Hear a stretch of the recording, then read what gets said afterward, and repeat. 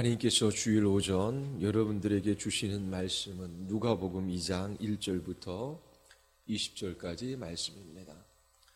누가복음 2장 1절부터 20절까지 말씀입니다. 하나님의 말씀에 귀를 기울이시고 들으시기를 바랍니다. 그때에 가이사 아구스도가 영을 내려 천하로 다 호적하라 하였으니 이 호적은 구레뇨가 수리아 총독이 되었을 때에 처음 한 것이라. 모든 사람이 호적하러 각각 고향으로 돌아가매 요셉도 다윗의 집 족속이므로 갈릴리 나사렛 동네에서 유대를 향하여 베들레헴이라 하는 다윗의 동네로 그 약혼한 마리아와 함께 호적하러 올라가니 마리아가 이미 잉태하였더라. 거기 있을 그때에 해산할 날이 차서 첫 아들을 낳아 강보로 싸서 구유에 누웠으니 이는 여관에 있을 곳이 없음이러라. 그 지역의 목자들이 밤에 바깥에서 자기 양떼를 지키더니 주의 사자가 곁에 서고 주의 영광이 그들을 두루 비치매 크게 무서워하는지라. 천사가 이르되 무서워하지 말라. 보라, 내가 온 백성에게 미칠 큰 기쁨의 좋은 소식을 너희에게 전하노라. 오늘 다윗의 동네에 너희를 위하여 구주가 나셨으니 곧 그리스도 주시니라. 너희가 가서 강보에 쌓여 구유에 뉘어 있는 아기를 보리니 이것이 너희에게 표적이니라 하더니 호련히 수많은 천군이 그 천사들과 함께 하나님을 찬송하여 이르되 지극히 높은 곳에서는 하나님께 영광이요 땅에서는 하나님이 기뻐하시는 사람들 중에 평화로다 하니라. 천사들이 떠나 하늘로 올라가니 목자가 서로 말하되 이제 베들레헴으로 가서 주께서 우리에게 알리신 바 이 이루어진 일을 보자 하고 빨리 가서 마리아와 요셉과 구유에 누인 아기를 찾아서 보고 천사가 자기들에게 이 아기에 대하여 말한 것을 전하니 듣는 자가 다 목자들이 그들에게 말한 것들을 놀랍게 여기되 마리아는 이 모든 말을 마음에 새기어 생각하니라. 목자들은 자기들에게 이르던 바와 같이 듣고 본 그 모든 것으로 인하여 하나님께 영광을 돌리고 찬송하며 돌아가니라. 아멘. 기도하시겠습니다. 거룩하시고 자비로우신 하나님, 우리 모두 하나님의 말씀 앞에 섭니다. 이 역사 가운데 하나님의 뜻하신 바 그 구원을 위하여 일하시는 하나님의 영광을 보게 하여 주시고 하나님을 기뻐하며 찬양하게 하시며 저희들이 그 진리의 말씀을 따라 주님의 제자의 삶을 살아가게 하여 주시옵소서. 성령 하나님께서 진리의 빛을 우리의 마음에 비추어 주시기를 간절히 원하오며 예수 그리스도의 이름으로 기도드리옵나이다. 아멘. 사람들은 종교를 사실이 아닌 비이성적인 감정의 영역에 속한 것으로 간주합니다. 그런 사람들에게 믿음이라고 하는 것은 주관적인 것입니다. 불교에 교리가 있어요. 절에 가면 불교의 교리를 배웁니다. 다른 모든 종교에도 나름대로 그들이 믿는 바 믿음의 내용이 있어요. 그 믿음은 감정의 영역에 속한 것이고 주관적인 것입니다. 그들은 그들이 믿는 그 믿음의 내용이 사실인지의 여부가 중요하지 않아요. 그 교리가 개인에게 실제로 효과가 있는지를 중요하게 생각합니다. 그러나 기독교는 역사적인 사건, 역사 가운데 선언된 진리를 근거로 삼습니다. 그렇다면 이 기독교가 가르치는 진리, 이 교리는 사실이거나 거짓이거나 둘 중에 하나입니다. 기독교의 교리, 이 진리는 역사를 떠나서는 존재할 수 없어요. 누가는 예수님의 탄생에 대한 짧은 이야기를 우리에게 전해주고 있습니다. 역사를 기반으로 둔 이야기이지요. 우리는 이 역사 속에 교리를 발견합니다. 우리가 믿어야 할 믿음의 내용이 무엇인지를 보고 찬양하게 돼요. 그리고 이 역사적인 이야기를 들은 사람들은 그리스도의 제자의 삶을 살아가게 됩니다. 가이사 아구스도가 로마의 황제로 있었을 때의 이야기입니다. 줄리어스 시저라고도 하지요. 또 구레뇨가 수리아의 총독에 있었을 때에 인구조사가 있었습니다. 2번 있었을 것이라고 추정되고 역사에도 나옵니다. 아마 첫 번째의 인구조사였을 것이라고 그렇게 추정합니다. 요셉과 마리아가 다윗의 동네로 여행을 떠나요. 그곳에서 메시아가 태어납니다. 아기 예수가 보잘것없는 환경에서 태어난 것을 누가가 이야기하고 있습니다. 그리고 장면이 바뀝니다. 천사가 목자들에게 찾아옵니다. 그리고 놀랍고 기쁜 소식을 전해주지요. 하늘에서는 천군 천사가 찬양합니다. 이 목자들은 천사들을 통하여 전해들은 소식을 확인하기 위하여 베들레헴으로 갑니다. 그곳에서 아기 예수를 만나지요. 그곳에 있는 사람들에게 천사들이 전해진 그 놀랍고 기쁜 소식을 증언합니다. 하나님께서는 메시아가 베들레헴에 나실 것을 미리 정하셨어요. 메시아가 이 땅에 오시기 약 700년 전에 미가 선지자의 입을 통하여 예언하신 말씀입니다. 하나님이 정하신 때가 되었어요. 메시아의 어머니인 마리아와 또 법적인 아버지인 요셉은 나사렛에 살고 있었습니다. 그들의 고향이 베들레헴이었던 모양입니다.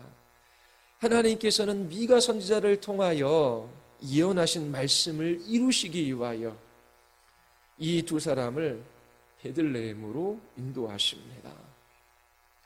로마의 황제였던 가이사 아구스도는 그가 지배하던 모든 지역의 사람들에게 고향에 돌아가 호적할 것을 명령합니다. 이 역사적인 이야기 속에서 여러분들은 놀라운 것을 보고 계십니까? 하나님께서 미가 선지자의 입술을 통하여 700여 년 전 예언하신 그 약속의 말씀을 이루시기 위하여 로마의 황제를 움직이고 계십니다. 하나님께서 역사를 이끌어 가셔요. 여러분은 자신이 보잘것없는 사람이라고 하는 것을 느껴본 적이 있습니까? 저는 여러 번 느껴요. 대학교 때에 학교에서 열린 음악회가 열렸습니다. 동네 주민 할 것 없이 수많은 사람들이 그 음악회에 참여하기 위하여 길게 줄을 섰어요. 끝도 보이지 않는 줄이 그렇게 세워졌습니다. 저도 그 줄에 동참했어요. 1시간도 넘게 줄 서 있는 것 같아요. 들여보내지를 않아요. 내가 여기서 뭐하고 있는 거지? 수많은 인파들 속에 그 음악회 좀 들어가겠다라고 1시간이 넘게 줄 서 있는 제 자신이 너무나 하찮아 보였고 보잘것없이 보였어요. 그래서 학교 건물 높은 곳으로 올라가서 창문을 열고 음악회가 열리는 장면을 조금 본 적이 있습니다. 또 죽음을 생각할 때에도 제 자신이 너무나 하찮아 보이고 아무것도 아닌 존재처럼 느껴져요. 수십억 인구가 살아가잖아요. 수많은 사람이 태어나고 오늘도 수많은 사람이 죽습니다. 이 통계가 맞는지는 모르지만 하루에 15만 명 이상의 사람들이 죽는데요. 매초마다 수많은 사람들이 죽어갑니다. 우리가 죽는다고 해서 이 세상이 변하는 게 있습니까? 달라질 게 있습니까? 가족들은 잠시 슬퍼하겠지만 곧 잊고 자신의 삶으로 돌아갑니다. 이처럼 죽음을 생각할 때에 인생이 너무나 보잘것없고 하찮아요. 어제 11월 11일 중국에는 광군제가 있었습니다. 중국판 블랙 프라이데이죠. 물건의 한 40%를 그렇게 싸게 해서 팔았어요. 어마어마한 매출액을 보면서 놀랐습니다. 1분 47초 만에 1조 매출을 올렸어요. 28초 만에 10억 위안, 1682억 원어치가 팔렸어요. 뭐 100만 원도 손해 없잖아요. 통장에 얼마나 쌓여 있습니까? 몇천억 원, 뭐 1조, 1분 47초 만에 1조 매출을 올렸어요. 중국 어마어마한 땅덩어리잖아요. 그곳에 있는 사람들이 소비하는 게 엄청나요. 그 중국에 있는 사람들이 화석 연료를 다 사용하면 아마 지구의 오염이 급속도로 진행되어지고 아마 연료가 고갈될 것이라고 말해요. 그래서 중국에 가면 그 난방이 안 돼 있는 곳들이 많아요. 그 엄청난 사람들이 엄청난 것들을 소비해요. 1조가 1분 47초 만에 팔렸습니다. 이런 것들을 봐도 그냥 뭐 직장 다니고 월급 얼마나 받으십니까? 그거 그냥 받는 거 기뻐하고 그거 쓰느냐고 시간 보내고 그러면 살아가는 인생이 너무나 보잘것없이 보여요. 또 세상에 권력을 가진 대단한 사람들이 있어요. 또 능력이 큰 사람들이 신문지상에 오르내립니다. 나는 권세도 없고 능력도 없고 아무것도 아닌 것처럼 느껴져요. 제 나이 또래에 수상이 되고 그리고 장관이 되고 세계의 일에 관여하는 사람도 생겨요. 나는 이 나이 먹도록 뭘 했나 그런 생각이 드는 때도 있어요. 여러분들은 그렇게 느끼지 않나요? 아니면 대자연의 위험 앞에 대자연의 위대함 앞에 살 때도 인간은 너무나 보잘것없고 사소해 보여요. 인도네시아의 수마트라 섬인가요? 큰 해일이 일어납니다. 그 영상을 찍었어요. 해일이 일어날 때 사람들이 막 뛰는데 그 사람을 해일이 집어삼키고 자동차도 집어삼키고 집도 뛰어넘어가요. 그 자연의 위력 앞에 집어삼킨 바 되는 그 인생들의 그 비참함과 또 연약함을 보기도 합니다. 그러나 여러분의 존재가 너무나 보잘것없고 미천하기 때문에 낭망하거나 우월해할 필요가 없어요. 창조주이신 하나님께서 당신의 자녀들을 위하여 이 역사를 주장하시고 황제의 마음까지도 움직이시기 때문입니다. 하나님은 나사렛이라는 촌동네에 살던 별로 알려지지 않은 이 마리아와 요셉을 베들레헴으로 이끄셔요. 하나님께서 그의 자녀들에게 복주시기 위하여 로마 황제를 움직이시는 것이지요. 이것이 역사적인 사건, 이 이야기 속에서 우리가 발견하는 교리이며 진리입니다. 이것이 사실이건 거짓이건 둘 중에 하나예요. 우리에게 찾아온 어려움 때문에 하나님의 손이 짧다라고 생각하지 마십시오. 하나님께는 너무 늦어서 못하는 일은 없어요. 하나님의 손이 짧아 구원하지 못하는 것이 아닙니다. 하나님께서 여러분들에게 최고의 행복을 주시기를 원해요. 하나님께서 찾으시는 것은 우리의 번영이 아니라 우리의 거룩입니다. 최고의 행복이 번영에 있는 것이 아니라 거룩에 있기 때문이에요. 하나님께서는 하나님이 주시는 선물에 매여 우상 숭배하는 그 비참한 삶이 아니라 하나님 자신을 누리며 하나님 자신을 사랑하며 하나님 한 분 섬기는 복된 하나님의 백성의 삶을 살아가게 하시기 위하여 역사를 움직이시고 황제의 마음도 하나님께서 다스리십니다. 왕의 마음이 여호와의 손에 있음이 마치 분물과 같아서 그가 임의로 인도하시니라. 지난주 세계를 움직이는 두 정상의 그 회담이 있었습니다. 미국의 트럼프 대통령과 중국의 국가주석인 시진핑이지요. 두 나라는 세계 최강의 국가입니다. 그 두 나라의 주석과 대통령이 그러나 그들 또한 하늘에 계신 우리 아버지의 주권적인 통치 아래 있음을 잊지 마십시오. 우리는 분명히 기뻐야 할 이유를 가지고 있어요. 우리는 구원받은 하나님의 자녀이기 때문에 하나님께서 그 아들의 피값으로 사신 그 자녀들을 위하여 이 역사를 움직이시고 그리고 최고의 권력을 가진 그 로마의 황제까지도 다스리시는 분이시기 때문입니다. 태어난 지 얼마 안 된 아이가 있어요. 엄마젖도 먹지 못하고 계속 토합니다. 이 아이를 안고 병원으로 뛰어가요. 의사가 진단하지만 왜 그런지 그 원인을 찾지 못합니다. 아기의 숨소리가 점점 잦아들고 있어요. 그때 믿는 부모들은 어떻게 하겠습니까? 기도하지요. 이 세상이 저절로 생긴 것이 아니기 때문에 그래요. 하나님께서 이 세상을 창조하셨고 창조주신 하나님께서는 이 세상을 추월해 계신 동시에 이 땅의 역사에 개입하셔서 통치하고 다스리시고 당신의 기뻐하시는 뜻을 따라 이 역사를 이끌어 가신다라고 하는 것을 믿기 때문이지요. 하나님의 섭리 바깥에 일어나는 일은 하나도 없어요. 그래서 믿음이 있는 부모는 하나님 앞에 기도합니다. 그런데 믿음이 없는 부모가 있어요. 그들은 기도할 수 없습니다. 이 세상이 어떻게 생겼는지 알지 못해요. 세상의 모든 일들은 우연 아니면 운명이라고 믿습니다. 그리고 진화에 대한 믿음이 있어요. 자, 그러면 적자 생존에 따라 진화가 이루어진다면 딸이 죽는 것은 당연한 일입니다.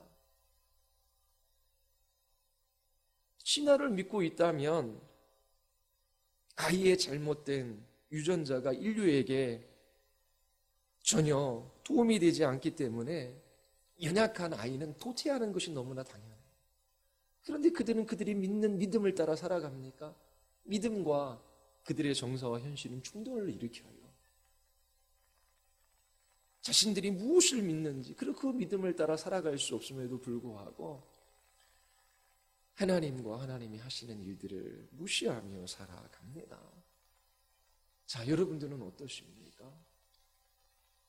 하나님께서 역사 가운데 일하시는 것을 우리에게 선지자와 사도들을 통하여 전해주십니다. 그 이야기 속에, 그 역사적인 사건 속에 진리가 있어요. 우리가 믿는 믿음의 내용, 교리가 들어있어요.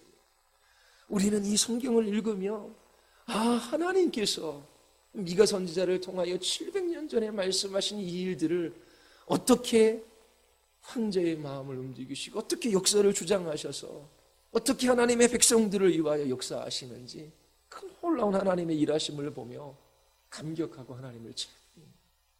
어떻게 하나님을 신앙하지 않을 수가 있습니까? 누가서 2장 6절에 보면 해산할 날이 다가옵니다. 7절에 보면 첫 아들을 낳아 강보로 서서 구유에 뉘우지요. 이는 여관에 있을 곳이 없었기 때문입니다. 하나님은 로마 형제를 움직이셔서 마리아와 요셉을 다윗의 동네인 베들레헴으로 인도하셨어요. 그런데 베들레헴에 도착할 때에 묵을 방이 하나도 없었습니다.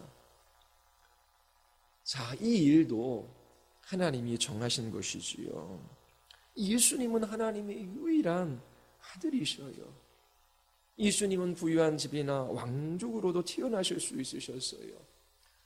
예수님은 광야에서 시험 받을 때에 돌덩어리를 떡덩어리로 바꾸실 수 있는 분이셔요. 겟세마네 동산에서 천군 천사들을 호출하여 그들의 도움을 받으실 수 있는 분이십니다. 십자가에서 수치와 모욕을 당하는 것이 아니라 내려와서 자신을 구원하실 수 있는 분이셨어요. 그런데 그렇게 하지 않으셨어요. 그 이유는 무엇입니까? 그리스도는 부유하셨지만 여러분들을 위하여 가난해지신 것입니다. 베들레헴의 여관마다 빈방이 없다라는 사인이 내걸립니다. 하나님께서 자녀들을 위하여 이 모든 것들을 이끌어 가시는 거예요. 베들레헴에 있는 여관들도 주님의 통치 아래 있습니다. 예수 그리스도의 십자가의 길은 베들레헴에 있는 말 구유에서부터 시작되었습니다. 그리고 예루살렘에 있는 골고다 언덕에 세워진 십자가에서 끝난 것이지요.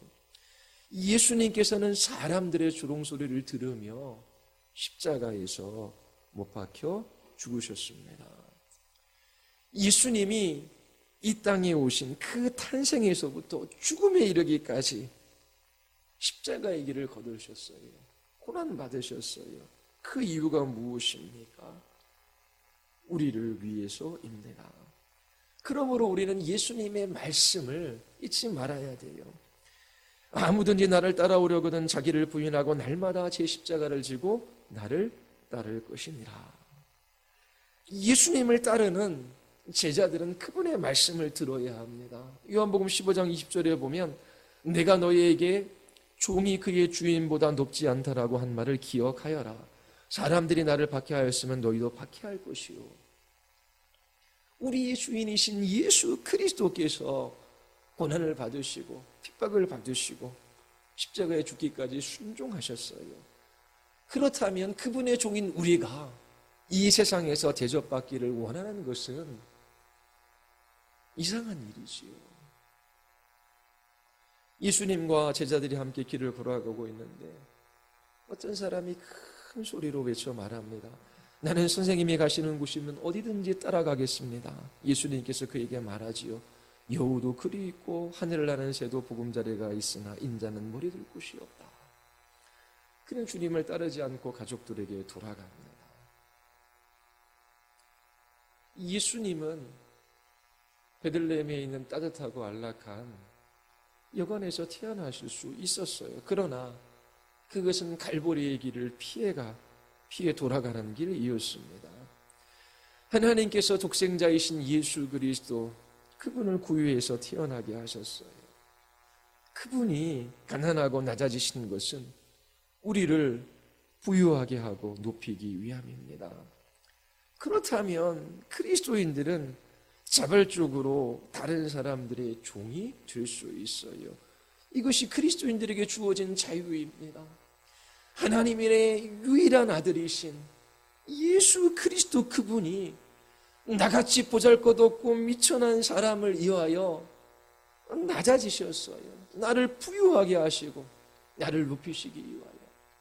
그렇다면 우리는 낮아질 수 있는 자유가 있습니다. 가난해질 수 있는 자유가 있어요. 예수 그리스도 그분이 우리를 위하여 이 십자가의 일을 걸어가셨기 때문입니다. 여러분들이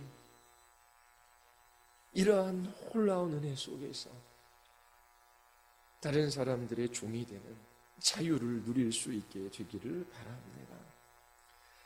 누가복음 2장 8절에 보면 장면이 바뀌어요. 목자들이 밤에 바깥에서 양떼를 지키고 있을 때에 주의 사자가 이 목자들을 찾아옵니다.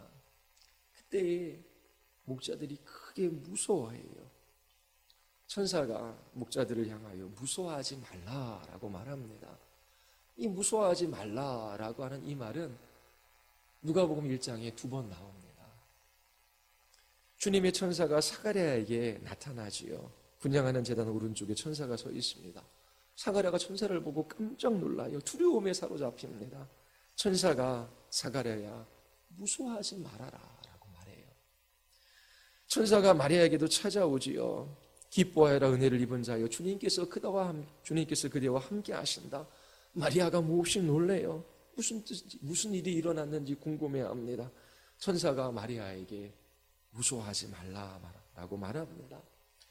또 천사들이 목자에게 찾아왔을 때에 그들이 두려워 떠는 것을 보면 무서워하지 말라라고 말해요. 인간은 죄인입니다. 주의 사자가 나타날 때에 두려워하고 떨 수밖에 없어요. 죄인이 두려워하는 것은 너무나 당연한 일입니다. 죄책을 가지고 있으면 있을수록 두려움은 더 커지는 법이지요. 사람들은 죄로 인하여 죽음에 대한 두려움을 가지고 있어요. 그리고 거룩하신 하나님을 대면하고 그 죄로 인하여 심판을 받아야 하기에 두려워할 수밖에 없습니다. 죽음과 심판에 대한 두려움은 누구에게나 있어요. 그런 하나님은 예수님을 보내시면서 두려워하지 말라라고 말씀하셔요. 히브리서 2장 14절은 이렇게 말합니다. 자녀들은 혈과 육에 속하였음에 그도 또한 같은 모양으로 혈과 육을 함께 지니심은 죽음을 통하여 죽음의 세력을 잡은 자 곧 마귀를 멸하시며 또 죽기를 무서워함으로 한평생 매여 종노릇하는 모든 자들을 놓아주려 하심이니 예수님께서 우리와 같은 살과 우리와 같은 피를 입으시고 이 땅에 오신 분명한 목적이 있어요. 예수님께서 죽음을 겪으셨어요. 그 이유가 있습니다.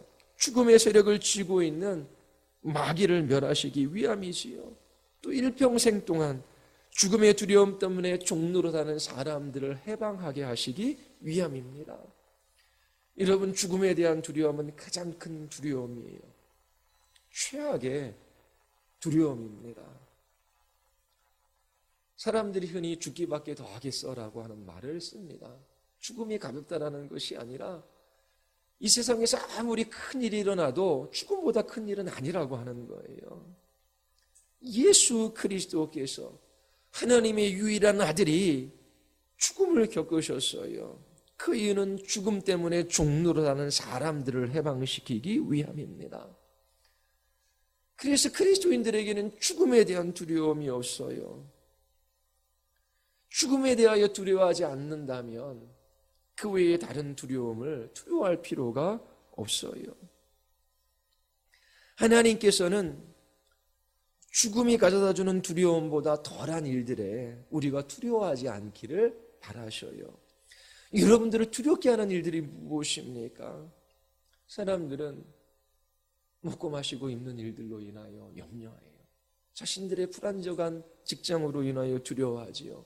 또 시험에 떨어지는 것도 두려워하고 친구들이 자기 자신을 왕따시키는 것도 두려워합니다. 많은 사람들 앞에 서거나 또 낯선 사람들과 관계를 맺는 것도 두려워해요. 하나님은 두려워하지 말라라고 말씀하셔요. 하나님께서 자녀들의 유익을 위하여 이 세상을 통치하시기 때문입니다. 하나님의 뜻이 아니면 그 어떠한 일도 일어날 수 없기 때문에 그래요. 이 땅에 일어나는 모든 일들은 하나님의 계획 가운데 있어요. 하나님께서 그 모든 것을 합력하여 선을 이루게 하십니다. 주님의 약속의 말씀을 믿으십시오. 두려워하지 말라, 내가 너와 함께함이라. 놀라지 말라, 나는 네 하나님이 됨이라. 내가 너를 굳세게 하리라. 참으로 너를 도와주리라. 참으로 나의 오른손으로 너를 붙들리라. 목숨을 위하여 무엇을 먹을까? 무엇을 마실까? 몸을 위하여 무엇을 입을까? 염려하지 말라. 목숨이 음식보다 중하지 아니하며 몸이 의복보다 중하지 아니하냐. 내가 내 아들 예수 그리스도 그를 십자가에 내어주어 너희에게 생명을 주었다. 이 생명의 주권이 나에게 있다. 그렇다면 내가 너희에게 생명을 주었는데 그 생명을 위하여 필요한 음식을 주지 않겠느냐. 염려하지 말라라고 말씀하셔요. 너희 염려를 다 주께 맡기라. 이는 그가 너희를 돌보심이라. 여호와는 나의 빛이시요 나의 구원이시니 내가 누구를 두려워하리요. 여호와는 내 생명의 능력이시니 내가 누구를 무서워하리요. 그리스도인들은 더 이상 두려움에 사로잡힐 필요가 없어요. 우리는 내일을 알지 못해요. 우리의 인생에 어떠한 일들이 일어날지 우리는 다 알지 못해요. 그러나 우리는 그것으로 인하여 염려하거나 두려워하지 않습니다. 내 인생의 주인이 하나님이셔요. 하나님께서 하나님의 자녀들을 위하여 역사를 움직이시고 황제의 마음까지도 주장하시는 분이셔요. 이처럼 하나님께서 그 아들 예수 그리스도를 이 세상에 보내어 주셔서 죄인인 나를 위하여 몸을 찢으시고 피를 흘리게 하셨어요. 그 예수 그리스도, 그분으로 인하여 우리는 두려워하지 않는 삶을 살아갈 수 있습니다. 예수님은 두려움 대신 기쁨을 가져다 주시는 분이에요. 기쁨이 없는 믿음은 참된 믿음이 아닙니다. 바울이 사역하는 목적이 무엇인지를 우리에게 요약해서 알려주는 구절이 있어요. 너희 믿음의 진보와 기쁨을 위하여 너희 무리와 함께 거할 이것을 확실히 아노니. 사도 바울은 믿음의 진보 그리고 그 빌립보에 있는 성도들의 기쁨을 위하여 사역을 합니다. 빌립보 성도들에게 주 안에서 항상 기뻐하라. 내가 다시 말하노니 기뻐하라. 데살로니가에 있는 성도들에게 항상 기뻐하라 라고 권면합니다. 아니 어떻게 항상 기뻐할 수 있습니까? 그리스도인들에게는 어떠한 슬픔도 어떠한 고난도 없을 것이라고 하는 말이 아니에요. 우리의 기쁨의 근거가 변하는 환경이나 상황이나 사람에게 있다면 우리는 항상 기뻐하지 못할 거예요. 그리스도인들은 기뻐할 수밖에 없는 이유를 가진 사람들입니다. 왜냐하면 우리의 기쁨의 근거가 변하는 이 세상이나 사람들에게 있는 것이 아니라 하나님께 있기 때문에 그래요.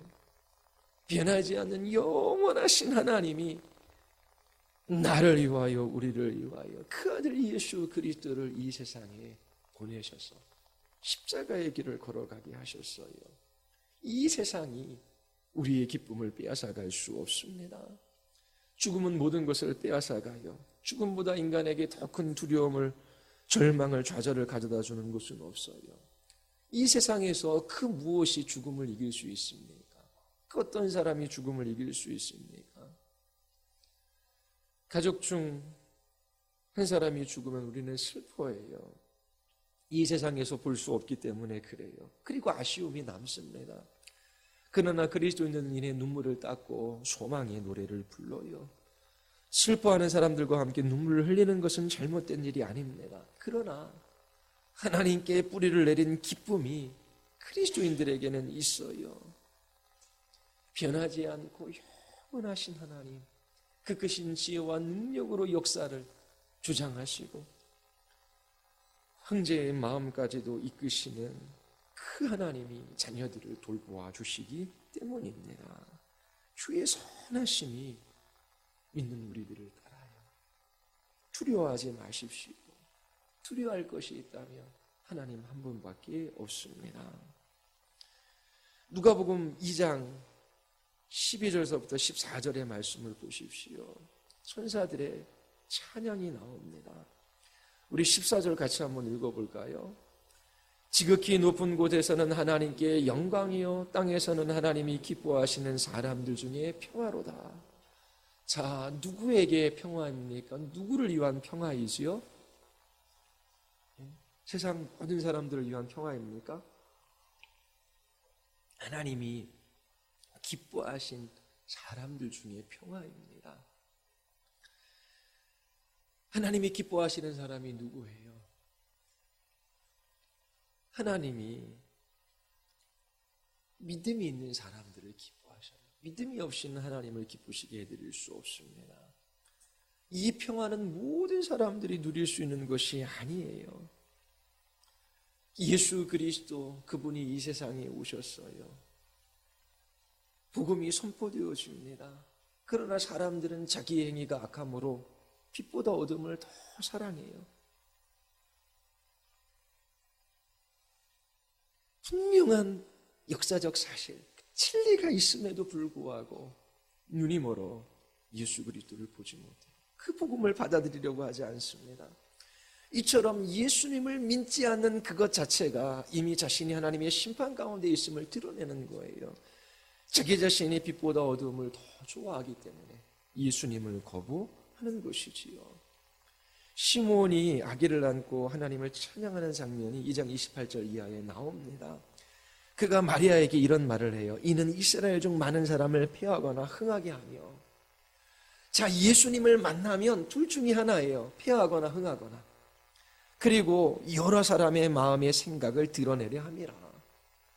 자, 예수님에 대한 복음을 들으면 그 사람의 마음의 생각이 무엇인지가 드러나요. 그들이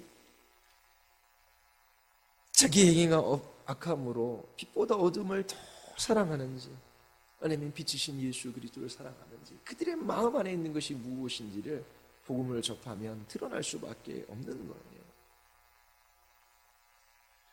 예수님께서 자신의 땅에 오셨어요.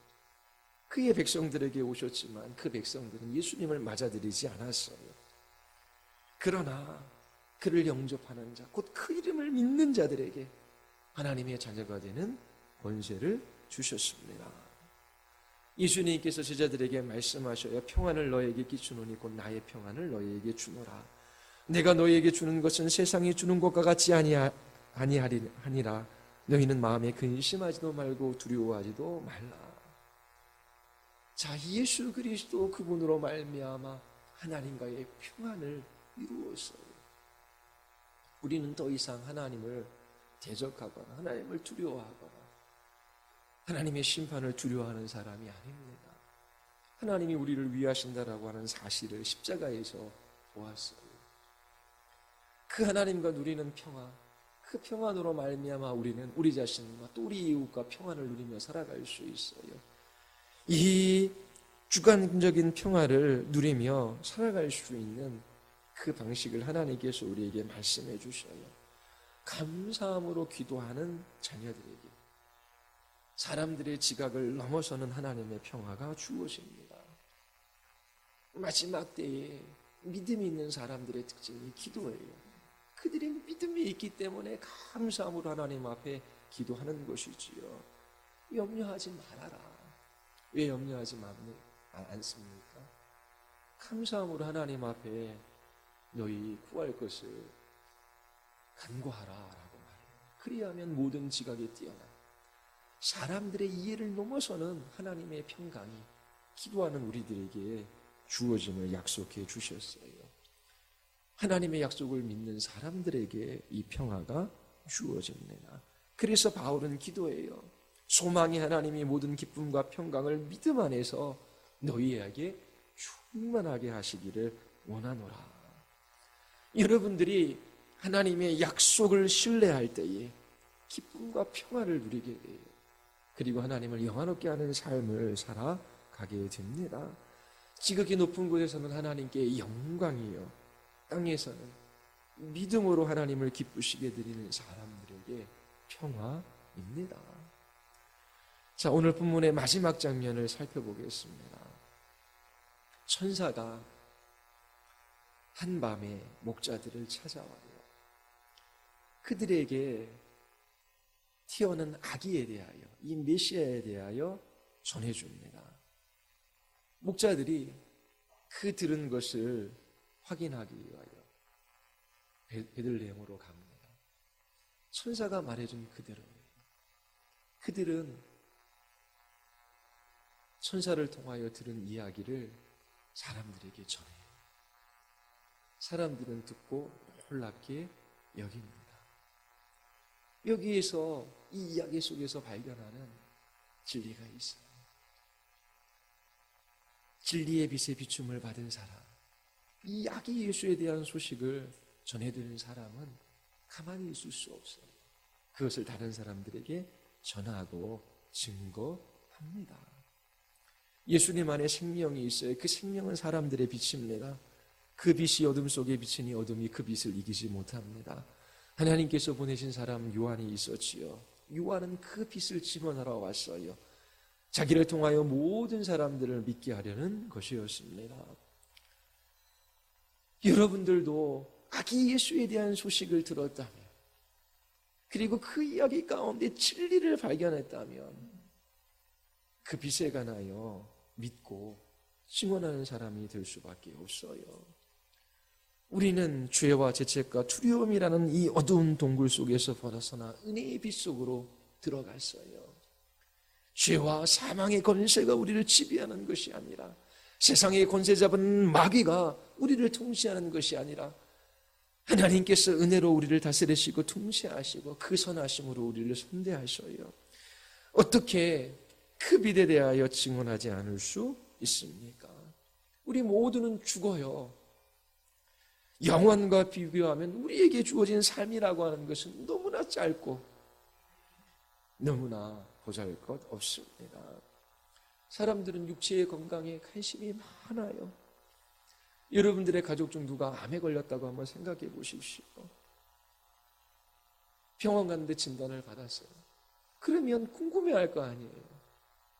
그 관심을 가지고 어떤 증상들이 있었어, 그리고 암이 어디까지 전이됐대, 치료 방법은 있대, 수술해야 된대, 수술하면 어느 의사가 권위자이지, 그 가족을 사랑하기 계속해서 묻고 어떻게든지 최고의 치료를 받고 그가 건강한 몸으로 회복되기를 바래요.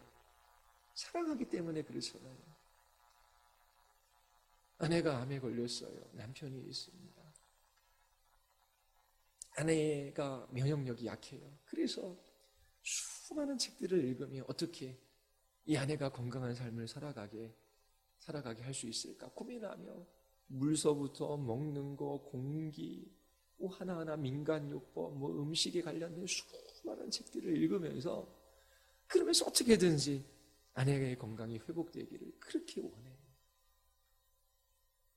육체의 건강에 관심을 가지고 이렇게 마음을 쓰며 우리는 살아갑니다. 영적인 건강은 어떠합니까? 예수 그리스도를 알지 못해요. 죄와 사망의 권세 아래 살아가요. 그 죽음의 질병이 그 모든 세포 하나하나에 스며들어 죽음의 증상들이 드러납니다. 그 죽음의 병에 걸려 그 증상들을 드러내며 살아가는 여러분들의 남편, 아내, 자녀들, 여러분들의 부모들의 그 비참한 그 고통을 여러분들은 보고 계십니까? 그 죽음이라고 하는 그 질병, 그걸 치료하는 방법이 있어요. 예수 그리스도, 그분으로 말미암아 우리는 치유되어지고 우리는 이 모든 죄와 사망의 권세에서 해방될 수 있습니다. 사람은 자신이 누구인지를 몰라요. 어디로부터 와서 어디로 가는지도 모릅니다. 삶의 목적도 의미도 가치도 몰라요. 자기 자신의 기쁨과 즐거움, 감각적인 쾌락을 위하여 남은 인생과 기회를 허비해요. 눈으로 보고 귀로 듣고 혀로 맛보며 그 즐거움을 우상으로 섬기며 살아갑니다. 하나님이 주신 선물을 누릴 수 있지만 하나님과 대치할 수 없는 거예요. 여러분들의 가족을 돌아보십시오. 영원히 이 땅에 머물지 않아요. 삶의 기회가 많다라고 생각하지 마십시오. 암이라고 하는 질병에 걸린 가족들을 돌아보는 것 이상 여러분들의 자녀들, 또 남편과 아내, 부모, 여러분들의 형제를 돌아보며 그 영혼의 유일한 치유책인 예수 그리스도, 그분을 전할 수 있어야 합니다. 여러분들이 이 역사 가운데 일어난 이 놀라운 이야기 속에 진리를 보기를 원합니다. 하나님이 행하시는 놀라운 일들로 말미암아 여러분들의 입술에 찬양이 넘치기를 바라요. 보았다면 그리스도의 제자의 삶을 살아갈 수밖에 없습니다. 빛이신 그리스도의 증인들로 나타나는 거예요. 여러분들이 이처럼 진리를 발견하고 기뻐하며 주님의 제자의 삶을 살아갈 수 있게 되기를 바랍니다. 우리 같이 기도하시겠습니다.